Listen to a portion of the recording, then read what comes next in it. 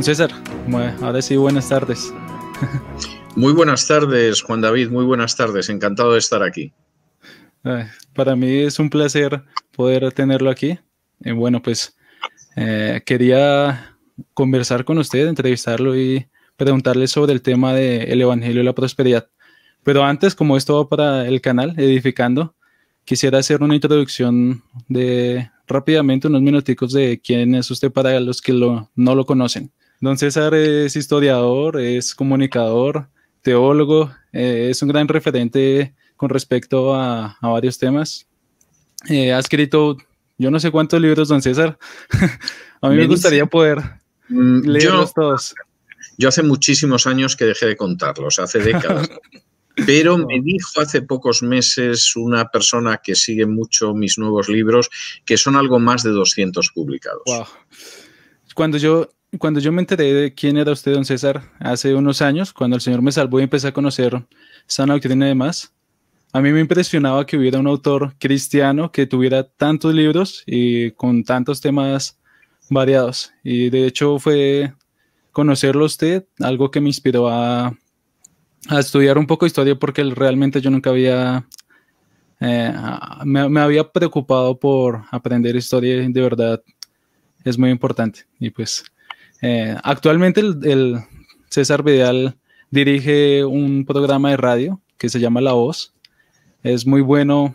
Yo me he beneficiado de él con varias singladuras. Yo tengo aquí los nombres con las personas que él hace análisis culturales, económicos, noticias cada día las analiza de lunes a viernes, con María Jesús Alfaya, Lorenzo Ramírez, Agrario Fernández Prieto, y de verdad son análisis bastante, y lo ilustran bastante a uno. Y por esto no me pagan, y don César, voy a hacer la propaganda porque hace más o menos una semana lanzaron una nueva plataforma al estilo de Netflix, ¿verdad? Que se llama cesarvidal.tv. Sí, esta no fue idea mía, fue idea de Isaac Jiménez, que es mi productor, y supongo que pensó que el nombre iba a ser más atractivo, mi nombre personal, que otro. Y está funcionando muy bien, porque la plataforma, aparte de que tiene todos los contenidos de la radio, pero te los sirve varias horas antes, luego tiene contenidos específicos. Por ejemplo, este sábado por la noche vamos a estrenar un programa que es de geoestrategia y de economía, que llevamos Lorenzo Ramírez y yo, y que se llama El Gran Reseteo, porque el Gran Reseteo es el nombre que le han dado los partidarios de la agenda globalista a lo que se supone que va a suceder desde enero del año que viene en adelante. Es una plataforma donde hay muchos materiales que son exclusivos y es una plataforma además muy económica, porque la suscripción mensual es tan solo de $7, pero si te suscribes todo el año son $70, es decir, hay 2 meses que te vas a ahorrar, e incluso la gente que ha apoyado el crowdfunding de la voz tiene un 50% de descuento, de manera que realmente, de nuevo, lo que hemos intentado es mantener los gastos al mínimo y que pueda llegar al mayor número de personas. No estamos en estas situaciones por ánimo de lucro ni cosa parecida, todo lo contrario, sino realmente por servir a la comunidad y por extender el reino de Dios. Y también para poder saltar o librarse de la censura que tienen varias plataformas, ¿verdad? Sin duda, porque claro, no sabes cuándo te pueden echar de cualquiera de las redes sociales. Nosotros ahora mismo solo en redes sociales tenemos más de 2 millones de descargas al mes. Wow. Pero no sabemos si una mañana nos vamos a levantar y vamos a amanecer y nos han expulsado de las redes sociales. Entonces, esta es una manera de garantizar que vamos a seguir en activo, que vamos a mantener nuestra independencia y la verdad es que estamos muy agradecidos al Señor por esto y muy contentos con la gente que nos viene siguiendo desde hace años. Sí, así es. Así que a los que les interesa pueden ir. Es muy barato la suscripción, $7 nomás. Y no me pagan por esta publicidad. De verdad es algo que... No, en absoluto, yo ni la esperaba. La agradezco mucho, pero no la esperaba. No, es porque yo me he beneficiado bastante del programa de La Voz y del ministerio de César. Así que me gustaría que otros pudieran beneficiarse también. Así que, sin más, entramos al tema, César. Yo quise que habláramos sobre el tema del Evangelio y la prosperidad. ¿Qué es? ¿Cuál es su origen? en cuanto a la historia, a cuál es su origen teológico o más bien filosófico y cuál es la postura bíblica con respecto a estas enseñanzas. Bueno, son varias cuestiones, vamos a ir intentando desgranarlas poco a poco, ¿no? Vamos a empezar con el origen. El Evangelio de la Prosperidad para muchos seguramente sería el Evangelio máximo, sería la manera más profunda de entender las Escrituras, más prometedora. Lamento darles un disgusto esta tarde porque el Evangelio de la Prosperidad no es nada más que la infiltración en las iglesias evangélicas del ocultismo del New Thought del siglo XIX. Voy a intentar explicar un poco qué es esto. New Thought es un término que es inglés, que significa el nuevo pensamiento y que es algo que aparece en el siglo XIX de la mano de un ocultista norteamericano que se llamaba Phineas Quimby. Y Phineas Quimby es un personaje que desde el principio se dedica a ir avanzando algunos de los aspectos de ese movimiento del New Thought. ¿Qué tiene ese movimiento que efectivamente es lo mismo que el Evangelio de la Prosperidad? Pues tiene, por ejemplo, la confesión positiva. Es decir, si tú te dedicas a confesar algo en voz alta, eso se produce como por arte de magia. Y subrayo lo de la magia porque efectivamente parte de un pensamiento mágico, no de un pensamiento bíblico. Es el hecho de que también tú puedes cambiar la realidad visualizando. Es decir, si yo en un momento determinado me siento en una silla en mi casa y empiezo a visualizar lo que deseo, se supone que esto va a acabar produciéndose a diferencia de lo que pueda producirse en ese momento. Y esto va vinculado además a dos cuestiones que obviamente son preocupaciones del ser humano. Una, la salud, es decir, tú puedes de alguna manera provocar el estar sano continuamente si estás utilizando esa confesión positiva y ese pensamiento positivo, y también puedes enriquecerte si efectivamente entre aquello que tú visualizas, que tú confiesas positivamente, que tú señalas, está el hecho de obtener riquezas. Este sería un resumen, yo diría que muy pequeño de lo que es el origen de ese New Thought. El New Thought históricamente se ha dividido luego en distintos grupos. Por ejemplo, la ciencia cristiana de Mary Baker Eddy es una heredera directa del New Thought. La idea de que en realidad la enfermedad no existe, es algo mental, tú puedes controlar esa enfermedad. No hace falta que diga que la gente de ciencia cristiana enferma y se muere exactamente igual que todo el mundo, pero evidentemente esto forma parte de su creencia, en muchos casos hasta el extremo de negarse a recibir tratamiento médico, a tomar medicinas. Es el caso de Unity. Unity es un movimiento que yo no creo que ahora esté en sus mejores momentos, pero en los años 70, 80 era muy conocido y es otro movimiento de New Thought. Y luego está el caso del Evangelio de la Prosperidad. El Evangelio de la Prosperidad es algo que viene directamente del New Thought y esto se puede ver, por ejemplo, en las obras del que se podría decir que prácticamente es el padre del Evangelio de la Prosperidad, aunque ya murió hace años, que es Kenneth Hagin.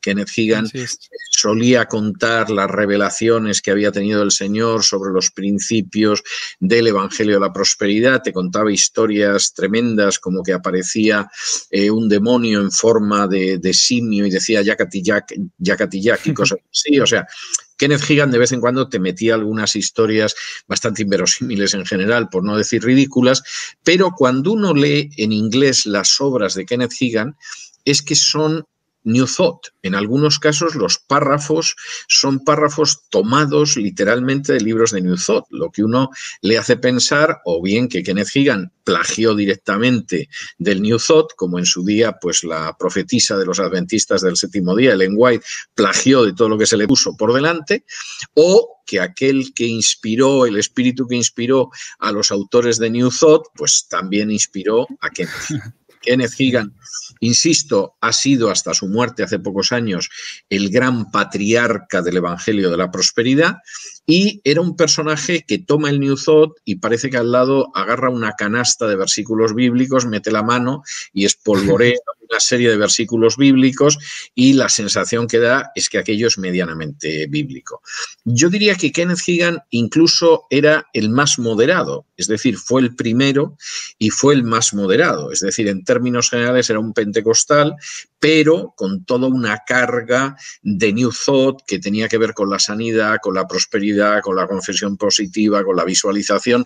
Los discípulos de Kenneth Hagin ya han ido siendo cada vez más evangelio de la prosperidad y menos pentecostalismo. Es decir, un Kenneth Copeland, por ejemplo, un Creflo Dollar, por ejemplo, o la gente que ha podido llegar ya dentro de lo que sería el mundo hispano. Estoy pensando en un Cash Luna, estoy pensando en un Guillermo Maldonado, etcétera. Bueno, esta es gente que cada vez ha sido menos bíblica, que se limita a repetir demasiados versículos totalmente sacados de contexto y que no tienen nada que ver para aquello con que ellos lo apoyan.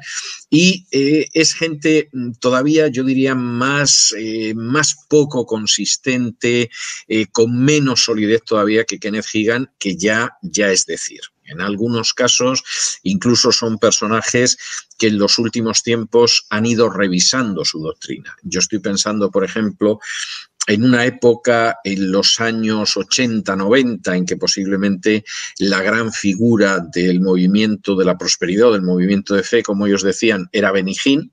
Y Benny Hinn podía decir las tonterías que quisiera, que de todas formas provocaba un entusiasmo tremendo. La gente iba a su iglesia en la Florida, pues como los católicos van al santuario de la Virgen de Lourdes o de la Virgen de Fátima. Y hace pocos años, uno de los sobrinos de Benny Hinn de pronto salió y dijo: el evangelio de la prosperidad es un antievangelio. Yo he tardado años en darme cuenta, y el propio Benny Hinn en los últimos tiempos está más callado y más silencioso y menos extremo en sus posiciones. Pero por volver al punto de inicio, el evangelio de la prosperidad fundamentalmente es la infiltración del pensamiento gnóstico o del pensamiento ocultista del New Thought dentro de lo que sería el mundo protestante. Así es. Muchas gracias por ese análisis, y además de resaltar estas personas o estas figuras prominentes que usted acaba de mencionar, también puede verse que este evangelio se ha propagado desde Norteamérica a Latinoamérica, y es lo que más se puede encontrar en términos generales en las iglesias. Una pregunta sería: ¿por qué, don César, cree que este evangelio o filosofía o movimiento se ha propagado tanto? ¿Qué es lo que lo hace tan atractivo? Bueno, yo creo que hay varias razones, ¿eh? No hay solo una razón. Una razón, que es enormemente grave, es la ignorancia de la Biblia. Esto es muy triste, es decir, el pueblo evangélico ha crecido espectacularmente desde los años 70 hasta la actualidad. De hecho, ha crecido tan espectacularmente que si el crecimiento de las iglesias evangélicas en Hispanoamérica continuara como hasta ahora, 20 años más, Hispanoamérica llegaría a tener una mayoría de población evangélica. De manera que esto ha sido un salto de gigante, se mire como se mire. Ese es el aspecto positivo. ¿Cuál es el aspecto no tan positivo? Pues que esa extensión numérica no ha ido acompañada de un conocimiento de la Biblia. Es más, lamentablemente, no es difícil encontrarse con creyentes que, como carecen de conocimiento bíblico, son arrastrados por eso que Pablo denominó todo viento de doctrina. Y en un momento determinado, pues el creyente de turno le da por judaizar sin tener la menor idea ni del judaísmo, ni de la enseñanza del Antiguo Testamento, ni nada. Se te viste de judío polaco del siglo XVIII y piensa que está más cerca de Cristo, ¿no? En todo caso, usted se ha disfrazado de judío polaco del siglo XVIII y además no lo es. Igual que si yo me coloco ahora mismo un penacho de plumas, eso no me convierte en el gran inca, ¿no? No, seré un norteamericano haciendo el ridículo disfrazándome del gran inca, pero no soy el gran inca y usted tampoco es un judío, por ejemplo. Entonces, la primera causa es esa falta de conocimiento bíblico, que es muy triste. La segunda causa, y esta es otra cuestión que deberíamos reflexionar, es que las iglesias evangélicas en Hispanoamérica están llenas de gente que ha salido, por regla general, de la Iglesia Católica, pero de la que en muchos casos la Iglesia Católica no ha salido. Es decir, claro que no tienen ya un rosario, no tienen una imagen de la Virgen, etcétera, pero, sin embargo, hay una serie de patrones, de comportamientos espirituales que son los mismos que en la Iglesia Católica. Es decir, siguen creyendo que hay un santuario, pero no van a ver a lo mejor a la Virgen, pero sí van a ver a Benihim, por ejemplo. No creen en el Papa, pero hay una serie de papuelos por ahí evangélicos en los que creen con una confianza verdaderamente impresionante, ¿no? Entonces, ese elemento es un elemento que pesa también. Hay otro elemento que pesa también y es que el Evangelio de la Prosperidad es un mensaje tentador para muchos pastores, porque al final el Evangelio de la Prosperidad no es que todo el mundo prospere, esa es la carnada para que tú muerdas el anzuelo. No, el Evangelio de la Prosperidad es que hay un grupo pequeño de personas que prospera a costa de los tontos e inocentes que le dan el dinero a la gente que prospera. Y eso es algo muy distinto. O sea, si efectivamente el Evangelio de la Prosperidad, pues de pronto te muestra una congregación con 1000 miembros y todos prosperan y siempre están sanos, etcétera, y se cumpliera lo que promete el Evangelio de la Prosperidad, sería para reflexionarlo, pero no es así. O sea, lo que yo he visto en infinidad de ocasiones es gente, muchas veces sin la menor instrucción, ni bíblica, ni académica, ni secular, que ha organizado un negocio piramidal en el que, lógicamente, el que ha organizado el negocio le va muy bien, mientras que quienes ponen el dinero son los pobres infelices de abajo, que muchas veces es gente, además de extracción muy humilde, muy sencilla, y que, sin embargo, están enriqueciendo al descarado que se dedica a predicar estas cosas, ¿no?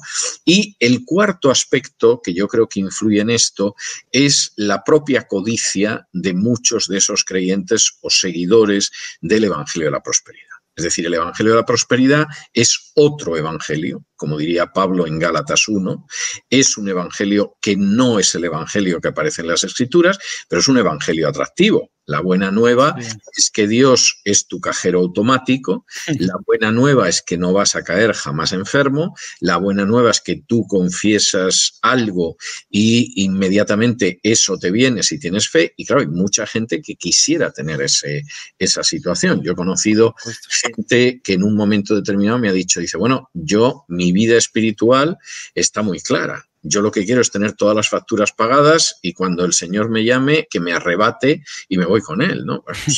Pues esa forma de ver la vida cristiana seguramente es muy sencilla y seguramente para muchos es muy atractivo. El problema es que no es cristiana.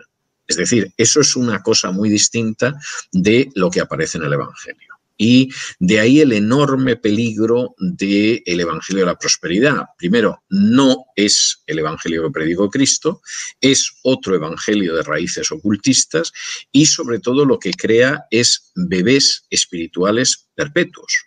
Es decir, uno puede entender que una persona se convierte, uno puede entender que una persona en un momento determinado pues está tomando el biberón, está tomando la leche espiritual porque acaba de convertirse, pero es que el Evangelio de la Prosperidad lo mantiene en el estado de bebé de manera perpetua. Es decir, esa persona no madura, no se entera de lo que es el servicio, no se entera de lo que es la santificación, no se entera de lo que es ser discípulo, no se entera de lo que es la vida cristiana, solamente cree en un Dios que es una especie de Santa Claus que efectivamente le concede todo tipo de capricho. Es decir, siguiendo el vocabulario bíblico que aparece en Hebreos, es un Dios que lo considera no su hijo, sino su bastardo. Porque, como dice muy bien la carta a los Hebreos, Dios lo que hace es que como nos ama, nos disciplina, nos corrige y nos hace pasar por situaciones difíciles. El Evangelio de la Prosperidad lo que te dice es que esto va a ser un camino de rosas si tú tienes la suficiente fe. Es decir, todo lo contrario de lo que encontramos, por ejemplo, en la carta a los Hebreos. Así es. Y precisamente con respecto a lo último que mencionaba, es un tema que yo tenía aquí que quería preguntarle y es con respecto al tema de una doctrina bíblica del sufrimiento, porque los cristianos o las personas que muchas veces están envueltas en el Evangelio de la Prosperidad, hay un rechazo completo hacia el sufrimiento, siempre es malo y como bien predica el Evangelio de la Prosperidad, Dios quiere que seamos ricos, sanos, prósperos, pero la pregunta es entonces, ¿qué es lo que enseña la Biblia con respecto al sufrimiento? Estas situaciones, bueno, no solo al sufrimiento, sino a la vida cristiana. Exacto, sí. El Evangelio de la Prosperidad plantea una visión de la vida cristiana que es satánica. Alguno dirá, hombre, no exagere, no es buena, no será santa, no será adecuada, pero satánica, sí satánica, y permítanme explicar por qué digo que es satánica. Si uno va al Evangelio de Mateo, al capítulo 16, en que Jesús llega a Cesarea de Filipo, que era un lugar ideal, porque era el último lugar, el primer lugar con que te encontrabas cuando salías de la tierra de Israel y el último lugar de tierra de gentiles que recorrías antes de llegar a Israel. Es decir, tú te podías colocar con el pie en un lado y el pie en el otro y estabas pisando al mismo tiempo la tierra de Israel y la tierra de los gentiles. Y cuando Jesús llega a ese sitio, cuando llega a Cesarea de Filipos, les plantea a los discípulos quién dicen los hombres que es. Y entonces, pues lo que sucede es que le dicen inmediatamente, pues hombre, los hombres, quien dicen es que eres un profeta, hay quien dice que no, que en vez de un profeta, pues eres Juan el Bautista que ha resucitado entre los muertos, etcétera, etcétera, etcétera. Hay una serie de teorías al respecto sobre quién eres. Y en un momento determinado Jesús dice, bueno, ¿y quién pensáis vosotros que es el Hijo del Hombre? Y cuando Jesús plantea ¿quién pensáis vosotros que es el Hijo del Hombre? Pues todos sabemos que en ese momento Pedro lo que dice es, tú eres el Hijo de Dios y tú eres el Mesías, lo cual es absolutamente correcto. Es decir, lo que sucede es que tú eres el Hijo de Dios y tú eres el Mesías, y además, pues él le dice en un momento determinado a Pedro, pues eso no te lo ha revelado carne y sangre, te lo ha revelado mi Padre. Pero es curioso, estoy en Marcos capítulo 8, que recoge esta historia, que en ese momento, dice en Marcos 8:31, Jesús comenzó a enseñarles que le era necesario al Hijo del Hombre padecer mucho y ser desechado por los ancianos, por los principales sacerdotes y por los escribas, y ser muerto y resucitar después de 3 días. Esto les decía claramente. Entonces Pedro le tomó aparte y comenzó a reconvenirle. Pero él, volviéndose y mirando a los discípulos, reprendió a Pedro diciendo, quítate de delante de mí, Satanás, porque no pones la mira en las cosas de Dios, sino en las de los hombres. Pedro inmediatamente, todos están encantados de que sea el Mesías, pero Jesús inmediatamente les dice, ojo, ojo, el Mesías va a ser rechazado por las autoridades civiles y por las autoridades religiosas. Va a ser torturado, va a ser ejecutado. Y claro, y este tipo de Mesías no me gusta tanto. Pedro lo toma aparte y le dice, Señor, eso no puede pasar, ese tipo de Mesías no puede ser tú. Es curioso que Jesús le dice inmediatamente, quítate de delante de mí, Satanás. La manera en que tú tienes una visión espiritual, a ti te parecerá que es muy espiritual porque hablas del Mesías, pero esa visión en realidad es satánica. Porque el Hijo del Hombre va a pasar esto. Pero a continuación, Jesús dice cómo tienen que vivir sus discípulos. Y dice en el versículo 34, y llamando a la gente y a sus discípulos les dijo, si alguno quiere venir en pos de mí, niéguese a sí mismo y tome su cruz y sígame. Es decir, la vida del discípulo no es que Dios te da una tarjeta de crédito y continuamente tú la metes en el cajero y Dios te concede todos tus caprichos porque confiesas positivamente. Situación que yo he visto en varias ocasiones y acaba de manera muy trágica, ¿no? Si alguno quiere venir detrás de mí, lo primero que tiene que hacer es negarse. No colocar su voluntad imponiéndosela a Dios, sino negarse a sí mismo. Lo segundo que tiene que hacer es tomar su cruz. Y la idea no es esa idea católica de que la cruz es aguantar una suegra insoportable, no. Sí. Es la idea de que estás dispuesto a llevar el instrumento de tortura más bochornoso y más doloroso de la sociedad de tu tiempo, como en la época de Jesús era la cruz, y tercero, me vas a seguir.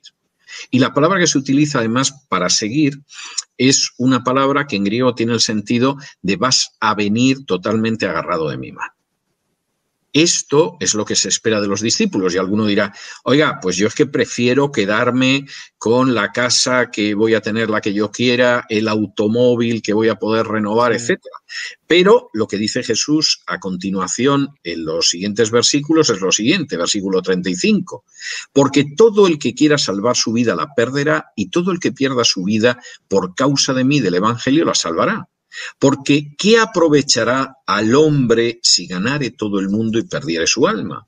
¿O qué recompensa dará el hombre por su alma? Porque el que se avergonzare de mí y de mis palabras en esta generación adúltera y pecadora, el Hijo del Hombre se avergonzará también de él cuando venga en la gloria de su Padre con los santos ángeles. Las palabras de Jesús son enormemente claras. El mundo cree que si tú ganas determinadas cuestiones materiales, efectivamente tu vida ha merecido la pena. Pero esa es la visión del mundo, incluso se podría decir que es la visión satánica. La visión de Jesús es que no te debe de importar lo que piense el mundo, los valores del mundo, la idea de lo material, porque en realidad, aunque ellos piensen que tú estás perdiendo tu vida, tú estás ganando tu vida.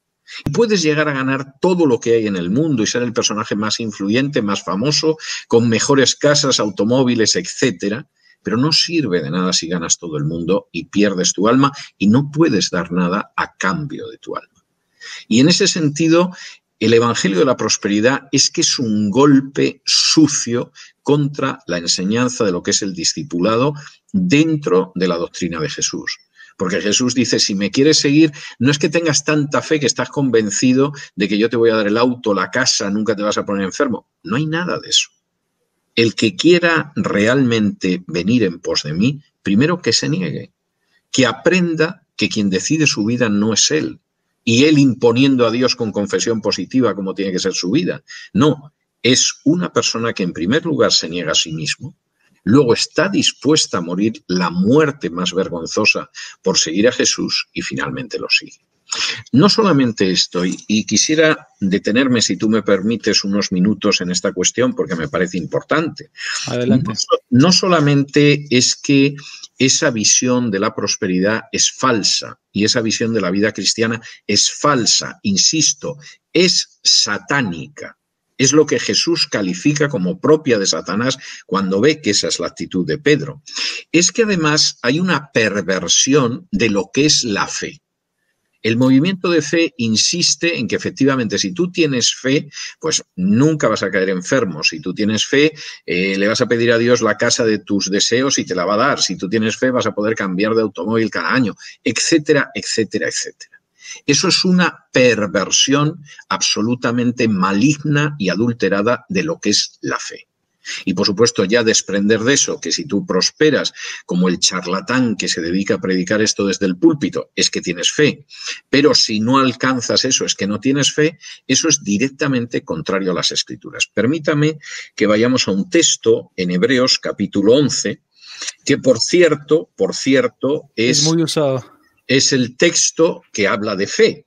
Pero curiosamente, fíjese usted lo que dice al final de ese capítulo 11. Es decir, la parte inicial del capítulo 11 de Hebreos, pues efectivamente te habla de grandes campeones de la fe, de grandes éxitos, ¿no? Entonces, bueno, pues ahí estaba Moisés, que cruzó el mar de las cañas y se hundió el ejército del faraón que iba detrás. Ahí estaba Josué, que consiguió que cayeran los muros de Jericó. Es verdad, esos son ejemplos de fe.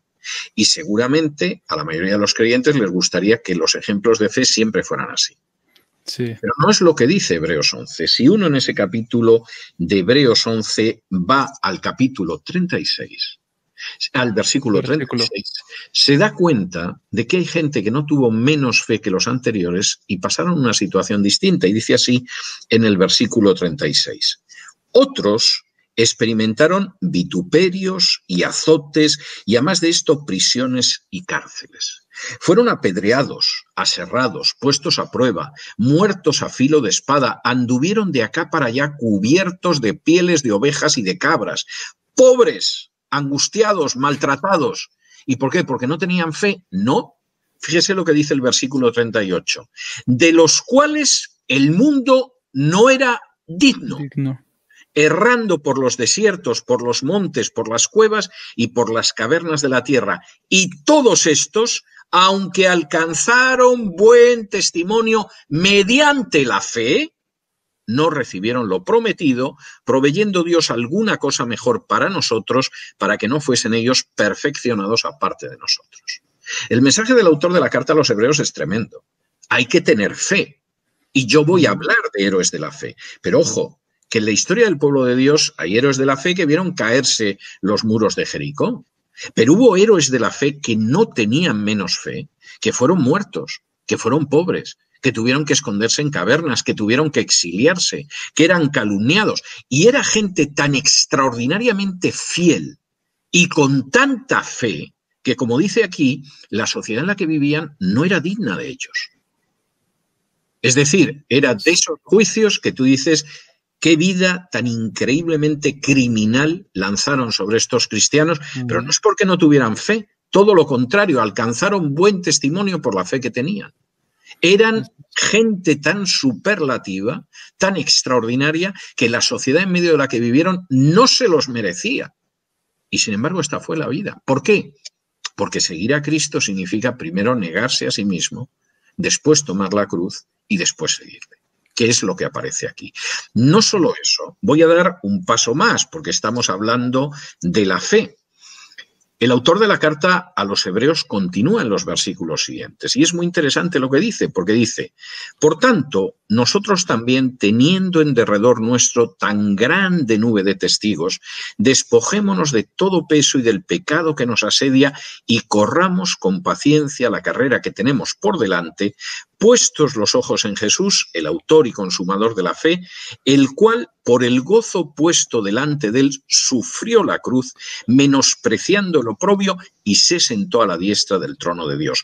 Considerad a aquel que sufrió tal contradicción de pecadores contra sí mismo, para que vuestro ánimo no se canse hasta desmayar. Lo que dice el autor de la carta a los hebreos no es que tú haces así, confiesas positivamente y Dios te da algo, sino que dice que la vida del creyente es una carrera larga. Y esa carrera larga, que no son 25 metros lisos, sino que es una maratón que dura toda la vida, hay que correrla con paciencia. Y para poder correrla con paciencia y llegar hasta la meta, hay que fijarse en Jesús. ¿Por qué? ¿Porque Jesús caminaba sobre las aguas o convertía el agua en vino, multiplicaba los panes y los peces? No. Porque Jesús sabía el sufrimiento que tenía, pero sabía que después de la cruz, en esa carrera, estaba la resurrección y sentarse a la diestra del trono de Dios. Y él dice, vosotros, es muy posible que estéis en la misma situación con Jesús. Si miráis la vida a corto plazo, lo que veis es el sufrimiento. Pero tenéis que mirar como Jesús, ver más allá del sufrimiento que puede haber. Y si vosotros consideráis a aquel que sufrió aquella contradicción de pecadores, si os dais cuenta de que aunque él sabía que iba a sufrir la cruz, sabía que detrás de la cruz estaba la reivindicación de Dios, podréis correr hasta el final esta carrera que tenéis por delante. Esta es la vida cristiana. Esto es lo que dice Pablo, es lo que dice el autor de Hebreos, es lo que dice Jesús. Y no enseñar eso y enseñar, por el contrario, que Dios, insisto, es una especie de cajero automático que te concede todo tipo de caprichos, es otro evangelio. Como Pablo dice, que cuando escuchéis otro evangelio, venga de hombre o de ángel, que sea anatema el que acepte ese evangelio, porque es un evangelio falso. El evangelio, en este sentido, es clarísimo. Y además es un evangelio que está llamando, en primer lugar, a la gente a la conversión y después de la conversión a seguir a Jesús día a día. No es un evangelio en el cual le dices a la gente que se convierta porque lo que va a tener después es un camino de rosas sin ningún tipo de enfermedad, con una prosperidad económica, etcétera, etcétera. Eso no es bíblico. Eso es típico del ocultismo del New Thought, eso es típico pues de alguna obra de autoayuda que ha salido en los últimos años, etcétera, pero no es lo que enseñan las Escrituras. Y además, creo yo que el Evangelio o el movimiento de fe ignora siglos pasados de cristianismo donde precisamente los cristianos, muchos cristianos obviamente, vivían de esta manera, con sufrimientos, con enfermedades, con pérdidas de hijos, etcétera. Es que estos son realidades. Vamos a ver, el cristianismo implica que uno está dispuesto a someterse a lo que sea la voluntad del Señor porque uno está convencido de que es lo mejor para él. Exacto. Y eso, en ocasiones, puede implicar perder cosas.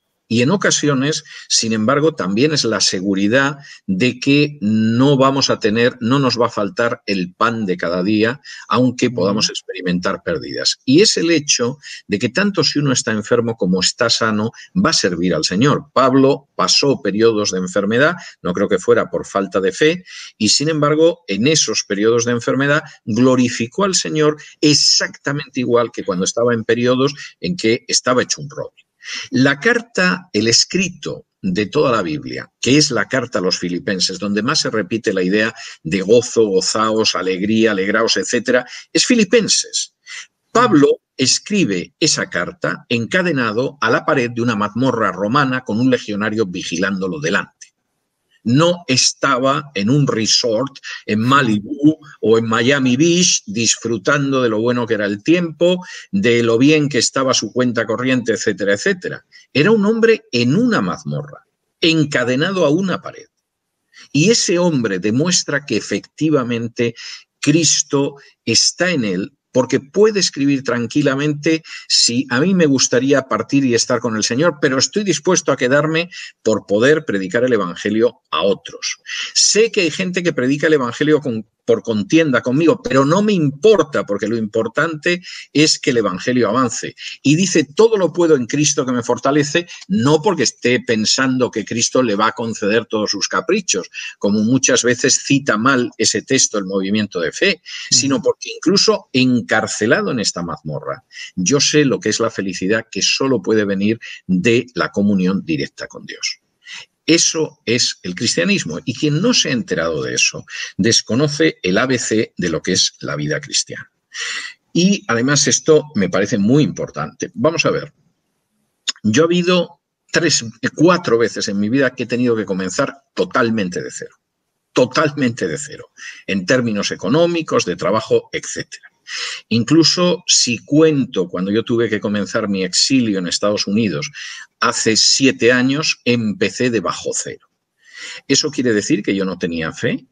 ¿Eso quiere decir que yo no amaba al Señor? No, eso quiere decir que el Señor sabe cómo hace las cosas. Así es. Y que realmente el que cree en el Señor sabe que, como dice Romanos 8, para aquellos que aman al Señor, todas las cosas son para bien. Que sabemos que no nos va a separar de Dios nada de lo que ha sido creado, porque estamos en la mente y el propósito de Dios desde la eternidad. Y aquellos que Él conoció, Él los predestinó, y a los que predestinó los justificó, y a los que justificó los salvó. Y eso es la base de nuestro gozo y de nuestra alegría. El inmenso amor de Dios, el que incluso aunque haya dificultades y pobreza en ocasiones y necesidades y escarnios, sin embargo, el Señor todo lo está haciendo dentro de su voluntad, de su propósito y para nuestro bien. Y eso explica que cuando Jesús comienza el Sermón del Monte, dice esa cosa tan rara de que sus seguidores son felices, dichosos, bienaventurados, porque lloran, porque los calumnian, porque hablan mal de ellos, porque tienen hambre y sed de justicia, porque son pobres. Y sin embargo, claro, es lógico que sea así, porque ellos pueden llorar. Dios no te promete que no vas a llorar. Ya te adelanta que eres bienaventurado porque vas a llorar, pero Dios te va a consolar. Y por supuesto vas a tener hambre y sed de justicia como mucha gente a lo largo de la historia, pero a diferencia de esa gente, Dios te va a saciar. Y por supuesto la gente puede contar mentiras, calumnias, infamias detrás de ti, a tus espaldas, puede intentar destruirte, pero eso es lo mismo que pasaron los profetas. Y este es el espíritu de la vida cristiana y el espíritu del discipulado. Y como dicen en las películas de Hollywood, todo parecido con el Evangelio de la Prosperidad es pura coincidencia. Sí, así es. Una última pregunta, don César, para terminar, no le quito más tiempo. ¿Qué le diría usted? Tengo que salir para otra cosa, ya, pero te atiendo encantado, dime. ¿Qué le diría a alguien que está escuchando esta entrevista o este video y hasta ahora se está dando cuenta de que está en una iglesia donde predica el Evangelio de la Prosperidad, o que esa misma persona cree el Evangelio de la Prosperidad? ¿Qué le dirían en unos minutos? ¿Cuáles serían los pasos que debería seguir si se está percibiendo de esto?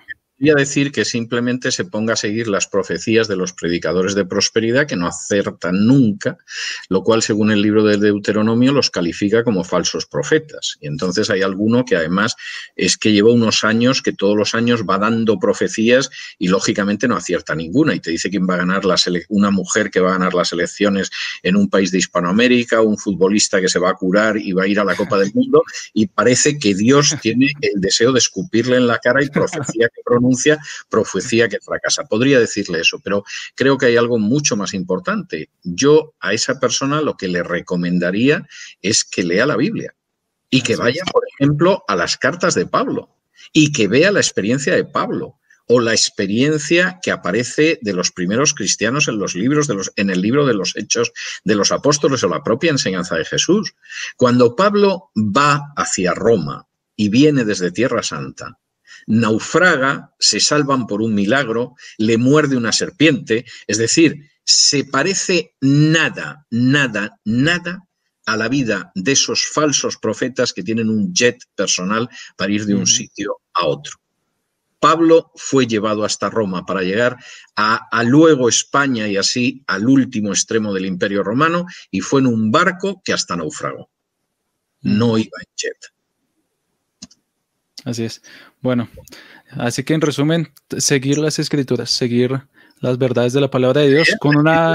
Y darse cuenta de lo que dice la Biblia. Si exacto, es que y no de manera selectiva, no de manera selectiva. Exactamente. O sea, vamos a ver, un texto sin contexto es un pretexto. Es un pretexto, sí. Y toda la predicación de los predicadores de prosperidad del Evangelio de fe es puro pretexto. Es más, muchas veces cuando uno lee el versículo que te sacan y que no tiene nada que ver con lo que está diciendo, cuando uno lo lee en su contexto, se da cuenta de que ese versículo no tiene nada que ver con lo que están predicando. Puede ser agradable al oído la idea de que todo te va a ir bien, materialmente es estupendo. Imagínate en una parte del mundo como la que yo vivo, que está lleno de gente que ha emigrado desde su país con una enorme necesidad, que lógicamente quiere prosperar económicamente, pues si no se hubiera quedado en su país, el efecto que tiene esa predicación, pero no deja de ser una estafa espiritual. Esa no es la predicación del Evangelio, es otro Evangelio. Así es, amén. Bueno, muchas gracias, don César. Un placer. Espero más adelante tener la oportunidad de tratar algún otro tema, si usted lo permite. ¿Cómo no? Por supuesto que sí, que nos encontraremos en algún otro momento. Ya haremos todo lo posible para poderlo agendar, y para mí ha sido un placer y un privilegio el poder compartir contigo estos minutos. Vale, muchas gracias, don César. Y muchas gracias a todos los que vieron este video. Bueno, el Señor los bendiga.